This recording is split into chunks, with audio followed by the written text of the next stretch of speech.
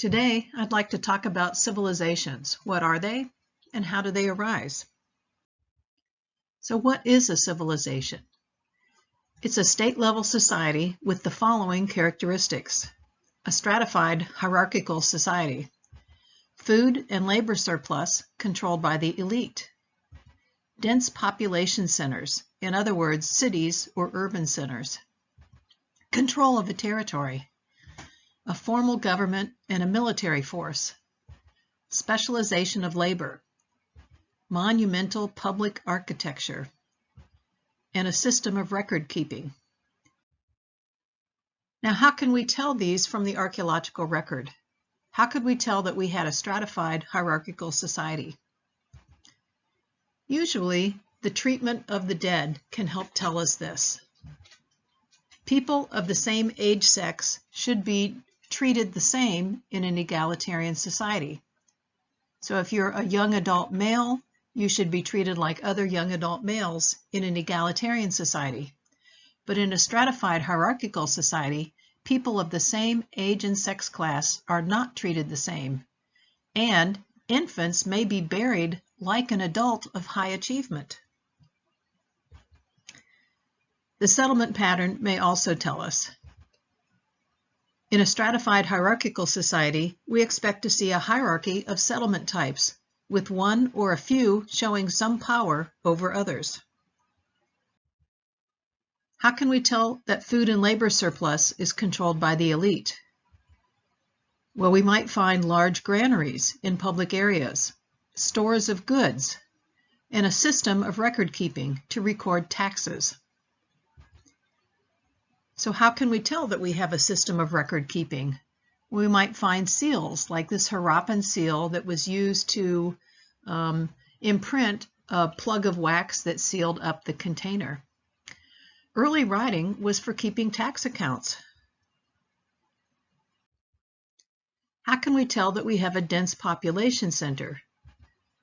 Well, we find a city, and the dense population may have streets in a grid pattern within this city. What is monumental public architecture? Well, it can be buildings or spaces for the population at large. These would include pyramids, ziggurats, like is pictured here, large granaries, or even plazas. How can we tell that there was specialization of labor?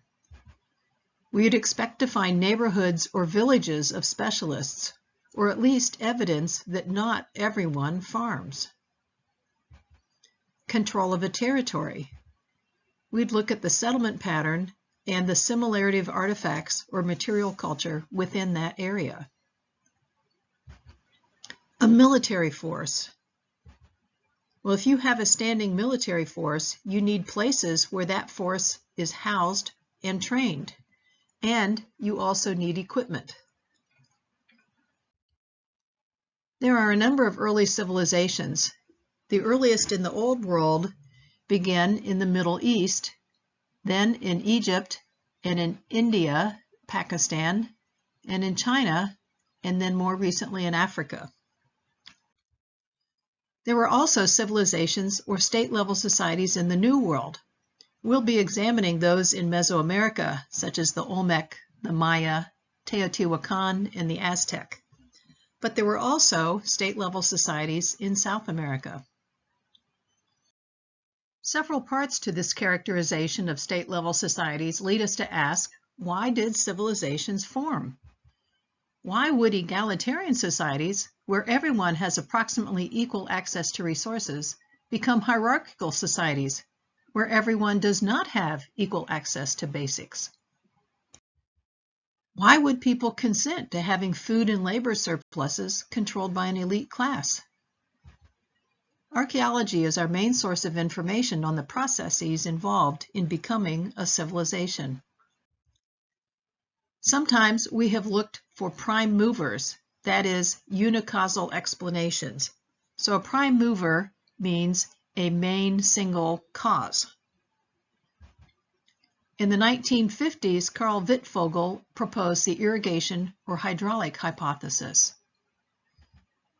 He said that states evolved because of the conditions required to run large-scale irrigation and to maintain the irrigation works. So you had to think about water scheduling, construction planning, labor coordination, fixing the irrigation works, and defense of the irrigation works. And all of this would lead to leadership, military strength, and eventually a ruling bureaucracy. The problem is that not every state-level society built irrigation works before or while becoming a state, and not every society who builds irrigation systems is a state.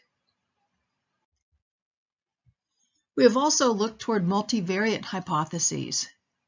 Carneiro, 1970, proposed the warfare and circumscription hypothesis. This states that egalitarian societies transformed into hierarchical ones only by force. It happens when there is environmental circumscription, meaning there is not enough agricultural land to support the growing population. In other words, the society has been circumscribed.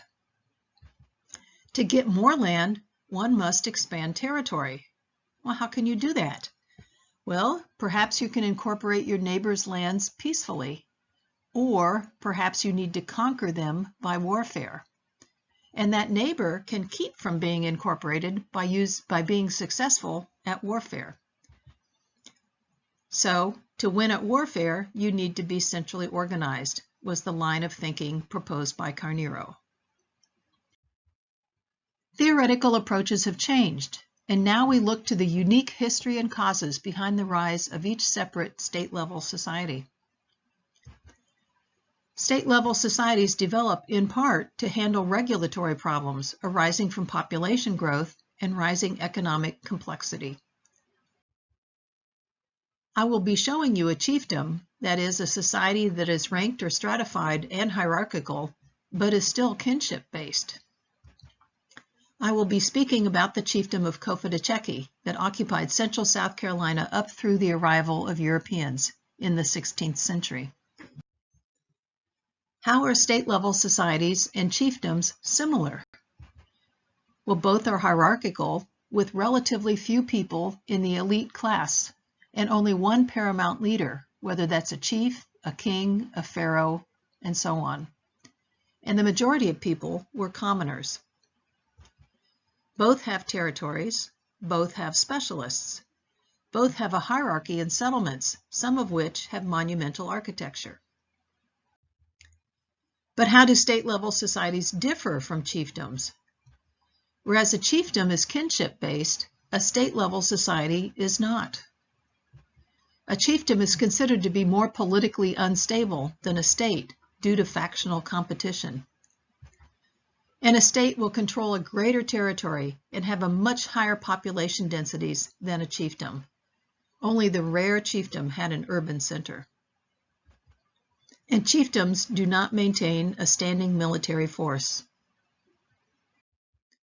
And all this brings us back to the list of characteristics of a state.